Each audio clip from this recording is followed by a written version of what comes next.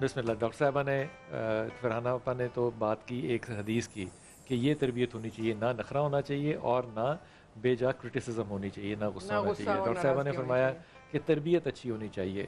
اس پہ تربیت کیسی ہونی چاہیے اور کون کرے گا, یہ ایک آرگومنٹ ہے جو کہ ہم انشاءاللہ تعالیٰ آپ ہی کے پینل کے ساتھ, اگر مجھے پروڈیوسر نے اجازت دی تو اگلی دفعہ ضرور اٹھائیں گے. بیٹی کو رخصت کرنا ہے, آپ اسے کامیاب بچہ دیکھنا چاہتی ہیں, آپ اس کو کیا نصیحت کر کے رخصت کریں گی؟ صبر و تحمل. کیونکہ میں اس کو اگر تمام در زیورات سے آراستہ کر چکی ہوں, یعنی میں اسے گھرداری بھی سکھا چکی ہوں, میں اسے تعلیم یافتہ بھی بنا چکی ہوں, میں اس کو گھر کے کام کاج بھی سب کچھ سکھا چکی ہوں.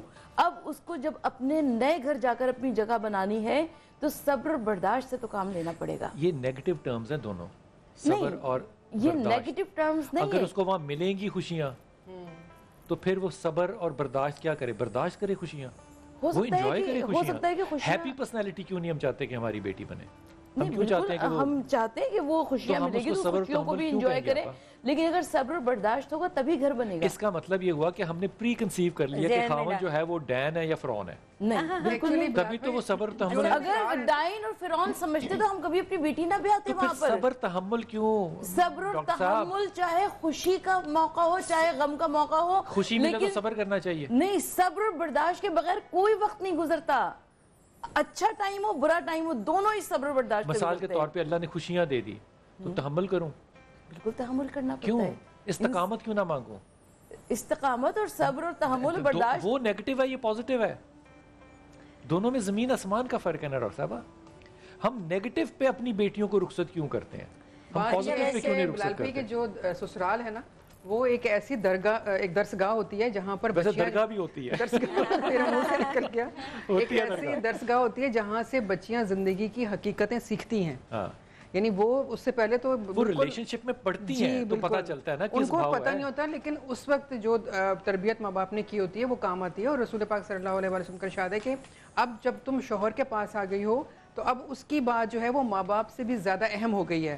اب والدین کا یہ فرض ہے جو لڑکی کے ہیں کہ وہ مداخلت نہ کریں اور اس کو چونکہ تربیت کر چکے ہیں, جی بالکل, ٹرسٹ کریں, اس کو کہیں کہ تم اپنی زندگی کو خود گزارو, جو بھی معاملات ہوں ان کو اپنے حساب سے خود دیکھو اور خود اپنی چیزوں کو بہتر طریقے سے انجام دینا سیکھو. ایک نصیحت کا بلال بھائی آپ اب یہ فرما رہے تھے تو میرے ذہن میں ہے کہ اگر ہم انہیں یہ کہیں کہ جہاں تم جا رہی ہو وہ تمہارے ماں باپ ہیں, مطلب قانونی ماں باپ تو ہیں ہی نا, ہم وہ حدیث کے مطابق بھی ماں باپ ہیں, وہی نا, قانونی ماں باپ تو ہیں حدیث کے مطابق. تو اب اگر ان کو اتنی رسپیکٹ دی جائے جیسے ہمیں بھی دی جاتی ہے, ٹھیک ہے, یہ ایکسپیکٹ کرنا کہ وہ لاڈ بھی ویسے ہی کریں گے یا ویسے شہزادیوں کی طرح رکھیں گے جیسے ہم نے رکھا ہے, یہ ہم دعا اور تمنا تو کر سکتے ہیں, اور وہ رکھ بھی سکتے ہیں, اور وہ رکھ بھی سکتے ہیں. اللہ کرے سب کی بیٹیوں کو خوش رکھا جائے. تو ہم یہ کہہ سکتے ہیں بچیوں کو کہ بھائی ان کو جا کے اپنے ماں باپ کی طرح عزت دو, محبت دو, اور ان کی کوئی غیبت آ کر اپنے گھر ہمیں نہ بتاؤ. یہی تو کہنا ہے, ہمیں نہ بتاؤ. جب وہ دیکھ کے جوان ہو رہی ہوگی نا تو تب یہ کہنے کی بھی شاید ضرورت نہ پڑے. بالکل آپ صحیح کہہ رہے ہیں. اماں نے مجھے کوئی نصیحت نہیں کی تھی, میری ماں نے مجھے کوئی نصیحت نہیں کی تھی, ٹھیک ہے. انہوں نے جو کرنا تھا مجھے تیار کر دیا تھا, انہوں نے مجھے صرف رخصت کیا تھا, اور ایسے کوئی الفاظ نہیں تھے کہ زندہ گئی ہو لاشا اٹھائے گی, ایسی کوئی کہانی بھی نہیں تھی. صارم صاحب خاموشی کی ٹریٹمنٹ کرتے ہیں, صاحب کہہ دیا, دیکھیے وہ ہیں میرے تو صاحب ہیں, سر کے تاج ہیں, سر کے سائی ہیں, سب ہیں. انہوں نے مجھے پہلے دن سبق دیا صارم صاحب نے کہ وہ نہ بحث کرتے ہیں نہ کچھ, چپ کی مار مارتے ہیں, ٹھیک ہے. ایسی صحیح بات, ایسی چپ کی مار ماری. شادی کے اگلے دن وہ ڈسٹنس ہو جاتا ہے, شادی کے اگلے دن نوکری چھوڑی ہے میں نے.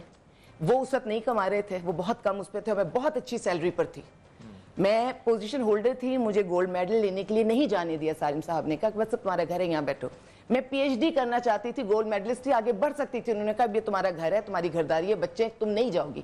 نہ گولڈ میڈل لیا, نہ نام کے ساتھ ڈاکٹر لگا, نہ میں پڑھ سکی, نہ مجھے اجازت ملی. وہ کہتے تھے گاڑی بھی عورت نہیں چلائے گی, تم گاڑی نہیں چلا سکتی, کیونکہ اچھی خواتین گاڑی بھی نہیں چلاتی. میں نے کہا اچھا وہ بھی نہیں چلائیں گے. اللہ نے ایسا مجھے اس کا ریٹرن دیا. میں نے صارم صاحب کے ساتھ کھڑی ہوئی, پیچھے کھڑی ہوئی, محنت کرتے رہے. میں نے روڈ پہ پکڑ کے لوگوں کو صارم صاحب کے نام کی اسپیلنگ سکھائی ہے. آپ اگر کچھ پچھلے پروگرام اٹھا کر دیکھیں گے, میں نے لائیو شوز میں صارم صاحب کے نام کی اسپیلنگ بتائی ہے کہ میرے شوہر کا یہ نام ہے, دیکھو سالم نہ کہنا, उनका नाम सारिम है और स्पेल करती थी। मैंने जिस तरह से उनके साथ लगे, उनकी अपनी बहुत मेहनत है, उनकी बहुत मेहनत है, लेकिन मैं ये समझती हूँ कि सारिम साहब तरक्की करते गए तो मैं उनके साथ तरक्की करती गई। उन्हें अवार्ड मिला, मुझे लगा ये तो मुझे अवार्ड मिला। मैं पहले उनके पीछे खड़ी थी, फिर मुझे लगा साथ में और लोग भी खड़े हो रहे हैं, तो मैंने कहा नहीं मैं साथ का हिस्सा भी कवर करूं। मैं साथ खड़ी हो गई। आजादी इतनी दी मैंने सारिम साहब को कि ना कभी उनका मोबाइल, जबकि वो औरतों के हुकूक के लिए काम करते हैं, उनको मोबाइल बहुत सारी चीजें उसमें होंगी प्राइवेसी में, कभी नहीं चेक किया, कभी भी नहीं, जिंदगी में कभी नहीं। और बिलाल भाई इतना आजाद छोड़ा ना कि मैं ये कहती हूँ कि जो नेकियां वो करते रहे, अब तो उसकी रोशनी घर के अंदर भी आनी शुरू हो गई है। और क्या यतीम, यसीर, तलाक याफ्ता, बेवा, हर औरत की एक आवाज पे शख्स खड़ा हुआ, उसकी मदद की, और वो नेकियां फैल के पता नहीं कहां तक पहुंच गई। ससुराल मैंने 27 साल एक कमरे में गुजारे हैं। अगर कोई आलिया सारिम बनी से कुछ सीखना चाहता है, एक कमरा और 4 बच्चे और एक शौहर और हम 6 लोग। अम्मा आती थी तो साथ भी मेरी माँ।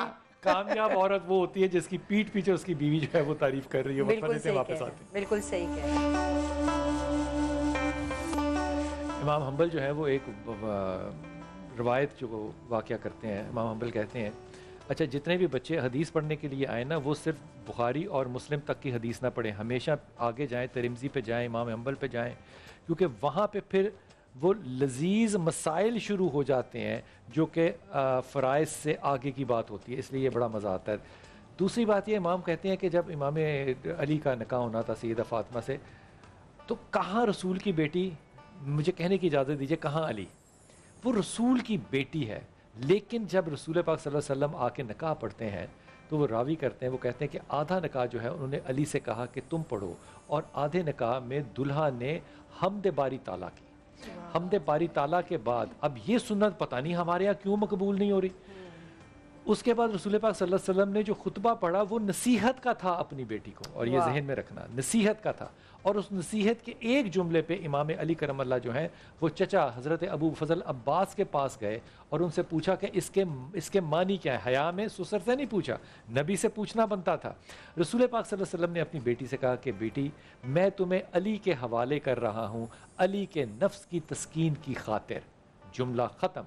अब मैं और आप जब अपनी अक्ल और शऊर से सोचेंगे ना, तो हम तस्कीन नफ्स को और तरह से सोचेंगे। ये मर्द और औरत के जेंडर में लेके जाएंगे। अली अली है, अली अली है। अली गए अबू फजल के पास कि इसका क्या मतलब है। हज़रत अबू फजल अब्बास कहते हैं कि इससे मुराद ये है कि जिस तरह बाजार शैतान का घर है, अल्लाह का घर मस्जिद है। मस्जिद से एक नमाजी निकलता है अल्लाह के घर से और शैतान के घर में जाके कारोबार करता है, लेकिन उसका दिल जो है वो अल्लाह के घर में अटका रहता है, अटका रहता है वहां पे। इसी तरह जब शौहर घर से निकले तो वो अपना दिल घर छोड़ के जाए। इस हदीस से मुराद सिर्फ ये है कि बेटियों को दिल जीतना सिखाओ, ये कामयाब औरत होगी।